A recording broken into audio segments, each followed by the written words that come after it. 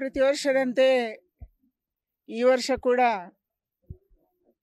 ತಾಯಿ ಚಾಮುಂಡಿಯ ಬೆಟ್ಟವನ್ನು ಹತ್ತಿ ಅವಳ ಪ್ರಸಾದವನ್ನು ಸ್ವೀಕಾರ ಮಾಡುವಂಥದ್ದು ನಮ್ಮ ಪದ್ಧತಿ. ಮತ್ತು ನಾನಿಲ್ಲಿ ಉಸ್ತುವಾರಿ ಸಚಿವೆ ಆದ ದಿನದಿಂದ ಇದೇ ರೀತಿ ನಡ್ಕೊತ ಬಂದಿದ್ದೀವಿ. ತಾಯಿ ಚಾಮುಂಡಿ ದೇಶಕ್ಕೆ ಆಶೀರ್ವಾದವನ್ನು ಮಾಡಬೇಕು. ನಮ್ಮ ರಾಜ್ಯ, ನಮ್ಮ ದೇಶ ಸುಭಿಕ್ಷವಾಗಿರಬೇಕು ಮತ್ತು ಸುರಕ್ಷಿತವಾಗಿರಬೇಕು. ನರೇಂದ್ರ ಮೋದಿ ಅವರು ಈ ದೇಶವನ್ನು ಅಭಿವೃದ್ಧಿಯ ಕಡೆಗೆ ತಗೊಂಡೋಗ್ತಾ ಇದ್ದಾರೆ.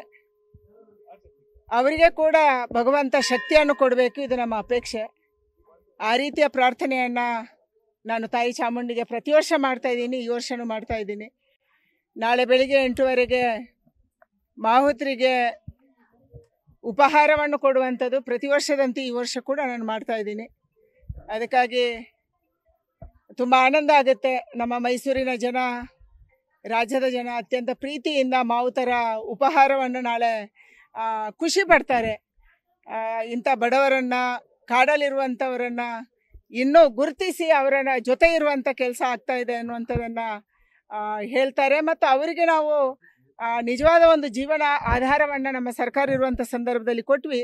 ಸನ್ಮಾನ್ಯ ಯಡಿಯೂರಪ್ಪನವರ ನೇತೃತ್ವದಲ್ಲಿ ಅವತ್ತು ಅವರು ಮುಖ್ಯಮಂತ್ರಿ ಆಗಿದ್ದಾಗ ಅವರಿಗೆ ಸರ್ಕಾರಿ ನೌಕರನಾಗಿ ಮಾಡಿದರು. ಇವತ್ತು ಕೂಡ ಅದನ್ನು ನೆನಪು ಮಾಡ್ಕೊತಾರೆ. ಮಧ್ಯದಲ್ಲಿ ನಾನು ಬರಲ್ಲ ಅಂತ ಅಂದ್ಕೊಂಡಿದ್ದೆ ಬಹಳ ವರ್ಷದ ಹಿಂದೆ. ಆವಾಗ ಅವರೇ ನನ್ನನ್ನು ಕೇಳಿ ಕರೆಸ್ಕೊಂಡ್ರು, ಇಲ್ಲ ಆ ಮೇಡಮ್ ಎಲ್ಲಿ, ಆ ಅಮ್ಮವರೇ ಇಲ್ಲಿ ಅಂಥೇಳಿ. ಅದಕ್ಕಾಗಿ ತಾಯಿ ಅಮ್ಮನ ದರ್ಶನ ನಾನು ಮಾಡ್ತೀನಿ.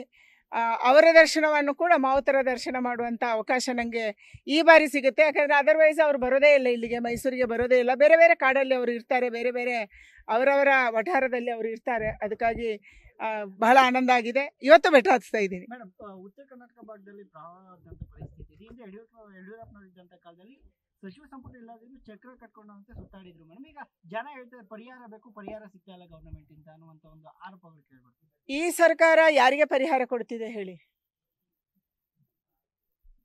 ರಾಜ್ಯದ ರಸ್ತೆಗಳು ಗುಂಡಿ ಬಿದ್ದಿದ್ದಾವೆ. ಒಂದು ವಾರಕ್ಕೆ ಒಬ್ಬರು ಇಲ್ಲ ಇಬ್ಬರು ಸಾಯ್ತಾ ಇದ್ದಾರೆ. ಗುಂಡಿಯಲ್ಲಿ ಸ್ಕೂಟರ್ ಅವರು ಬಿದ್ದು, ಪಾದಚಾರಿಗಳು ಬಿದ್ದು. ನಮ್ಮ ರಾಜ್ಯದ ದೇಶ ಇವತ್ತು ನಮಗೆ 5 kg ಅಕ್ಕಿಯನ್ನು ಮೋದಿಯವರು ಉಚಿತವಾಗಿ ಸುಮಾರು 80 ಕೋಟಿ ಜನಕ್ಕೆ ದೇಶದಲ್ಲಿ ಕೊಡ್ತಿದ್ದಾರೆ, ನಮ್ಮ ರಾಜ್ಯದಲ್ಲಿ ಕೊಡ್ತಿದ್ದಾರೆ. ಅದರ ಸಾಗಾಣಿಕೆ ಮಾಡುವಂಥ ಲಾರಿಯವರು ಧರಣಿ ಮಾಡಿದರು. ಇವರು ಫ್ರೀ ಬಸ್ ಅಂತ ಹೇಳಿದರು. ವಿದ್ಯಾರ್ಥಿನಿಯರು ಉತ್ತರ ಕರ್ನಾಟಕದಲ್ಲಿ ನಮಗೆ ಬಸ್ಸೇ ಬರಲ್ಲ ಅಂತ ಹೇಳಿ ಸ್ಟ್ರೈಕ್ ಮಾಡಿದರು.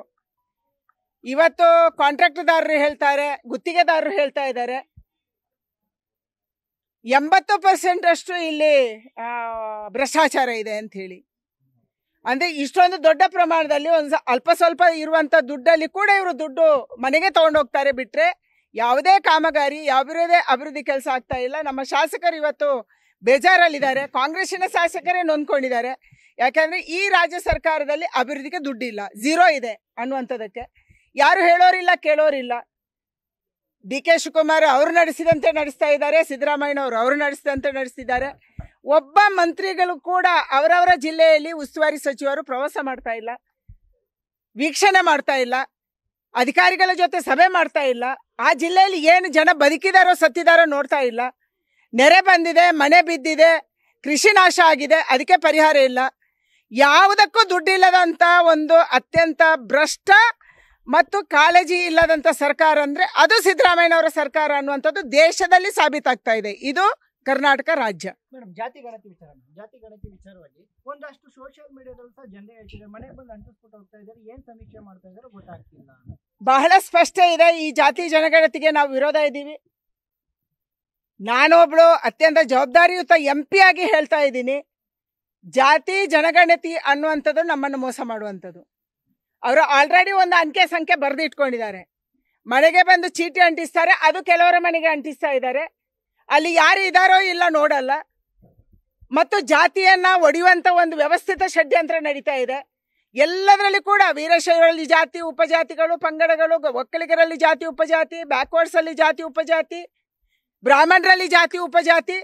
ಅದರ ಜೊತೆಗೆ ನಮ್ಮೆಲ್ಲರನ್ನು ಕೂಡ ಒಕ್ಕಲಿಗ ಕ್ರಿಶ್ಚಿಯನು, ಲಿಂಗಾಯತ ಕ್ರಿಶ್ಚಿಯನು, ವೀರಶೈವ ಕ್ರಿಶ್ಚಿಯನು, ಗಾಣಿಗ ಕ್ರಿಶ್ಚಿಯನು, ಆಚಾರ್ಯ ಕ್ರಿಶ್ಚಿಯನು, ಎಲ್ಲ ಕ್ರಿಶ್ಚಿಯನ್ಗಳು ಏನು ನಡೆಸಿದ್ದೀರಿ ನೀವು? 15 ದಿನದಲ್ಲಿ 7 ಕೋಟಿ ಜನರನ್ನ ಸಮೀಕ್ಷೆ ಮಾಡಕ್ಕೆ ಸಾಧ್ಯನಾ? ಇದು ಪ್ರಾಕ್ಟಿಕಲ್, ವೈಜ್ಞಾನಿಕನ ಇದು? ಅಂದ್ರೆ ನಮ್ಮನ್ನು ಮೋಸ ಮಾಡುವಂಥದ್ದು ನಡೀತಾ ಇದೆ. ನಾನು ರಾಜ್ಯದ ಜನ ಕೇಳ್ತಾ ಇದ್ದೀನಿ, ನಿಮ್ಮ ಯಾರ ಆಧಾರ್ ಕಾರ್ಡ್ ಕೊಡಬೇಡಿ, ನೀವು ಯಾವ ಫೋನ್ ನಂಬರ್ ಕೊಡಬೇಡಿ. ನಮ್ಮನ್ನು ಒಡೆದಾಳುವಂಥ ನೀತಿಯನ್ನ ಮಾಡ್ತಾ ಇದ್ದಾರೆ. ನಾಳೆ ನಿಮ್ಗೆ ಟ್ಯಾಕ್ಸ್ ಹಾಕಕ್ಕೆ, ಇವಾಗ ಎಲ್ಲವೂ ಬೆಲೆ ಜಾಸ್ತಿ ಆಗಿದೆ, ನಿಮ್ಗೆ ಟ್ಯಾಕ್ಸ್ ಹಾಕಕ್ಕೆ ಇನ್ನೊಂದು ದಾರಿಯನ್ನ ಈ ಕಾಂಗ್ರೆಸ್ ಸರ್ಕಾರ ಹುಡುಕ್ತಾ ಇದೆ. ಇದರಿಂದ ಅಂಕಿಅಂಶಗಳು ಬರಲ್ಲ. ನಮ್ಮೆಲ್ಲರ ಯಾವುದೋ ಗೌಪ್ಯವಾಗಿಡಬೇಕಾದಂಥ ಅಂಕಿಅಂಶಗಳನ್ನ ತಗೊಂಡು ನಮ್ಮನ್ನು ಮೋಸ ಮಾಡುವಂಥದ್ದು ಈ ಸರ್ಕಾರ ಮಾಡ್ತಾ ಇದೆ. 15 ದಿನದಲ್ಲಿ ಯಾವುದೇ ಸರ್ಕಾರ ಜಾತಿ ಜನಗಣತಿ ಮಾಡಕ್ಕೆ ಸಾಧ್ಯ ಇಲ್ಲ. ಇದು ಇಂಪ್ರಾಕ್ಟಿಕಲ್.